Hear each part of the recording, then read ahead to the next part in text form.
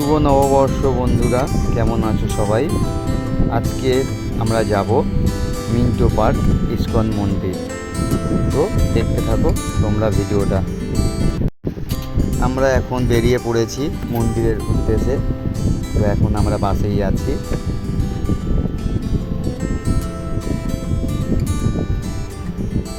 বাসে করে আমরা নামবো মিন্টো পার্ক বাস স্টপে। তো আমরা বাস থেকে নেমে পড়েছি, রাস্তার এপারে নামিয়েছে আমাদেরকে। আমরা একটু সামনের দিকে এগিয়ে গিয়ে রাস্তার ওপার হয়ে যাব।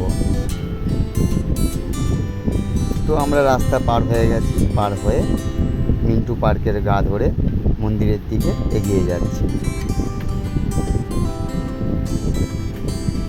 পার্কের ভেতরটা কি সুন্দর সাজিয়েছে জলের ফোয়ারা দিয়ে।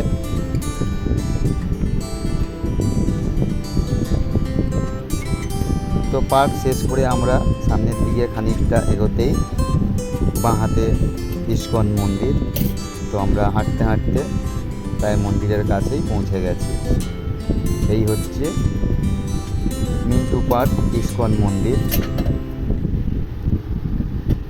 তো এখানে জুতোর কাউন্টার আছে, আমরা এখানে কাউন্টারে জুতো জমা দিয়ে আস্তে আস্তে মন্দিরের উপরে উঠে যাব।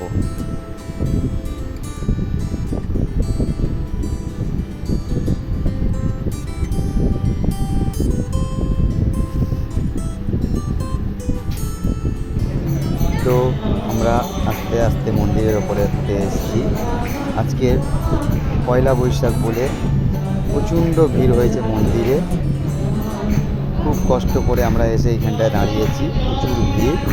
তো এখনও ঠাকুরের গেট খোলেনি। তো ইনি হচ্ছেন প্রভুপাদ, বসে আছেন আর এখানে আরতি হচ্ছে।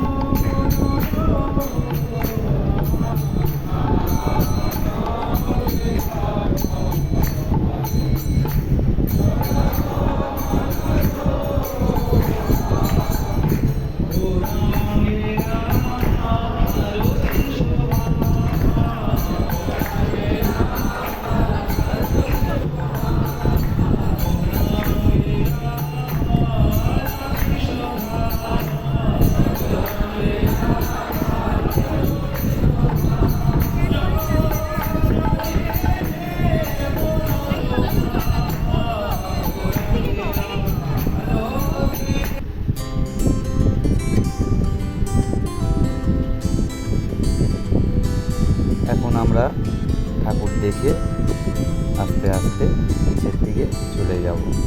আপনারা দেখতেই পাচ্ছেন জগন্নাথ, বলরাম, সুভদ্রা, এদিকে রাধা মাধব। তো এখান থেকে আমরা ব্যাক সিঁড়ির দিকে চলে যাব। সেখানে একটা কৃষ্ণের অপূর্ব ছবি একটা লাগানো রয়েছে। তো এটা হচ্ছে ব্যাক সাইড। এখান থেকে আস্তে আস্তে আমরা নিচের দিকে নেমে যাব।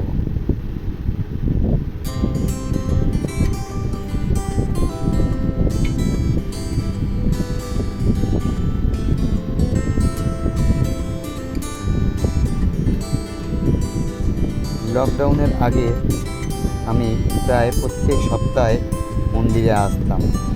এখন আর সময় হয়ে ওঠে না, তাই আজকে শুভ নববর্ষের দিনটা বাড়িতে বসে থাকতে পারলাম না। পুরো পরিবার নিয়ে চলে এলাম মন্দিরে। মন্দিরে আসলে এত ভালো লাগে যে কী বলবো, মানে মন শান্তি হয়ে যায় এই মন্দিরে আসলে। আপনারাও যদি কোনো সময় পান তো চলে আসবেন মিন্টো পার্ক ইস্কন মন্দির। ভিডিওটা আমি এখানেই শেষ করলাম। ভালো লাগলে একটা লাইক, কমেন্ট ও শেয়ার করে দেবেন। হরে কৃষ্ণা, রাধে রাধে, রাধে রাধে।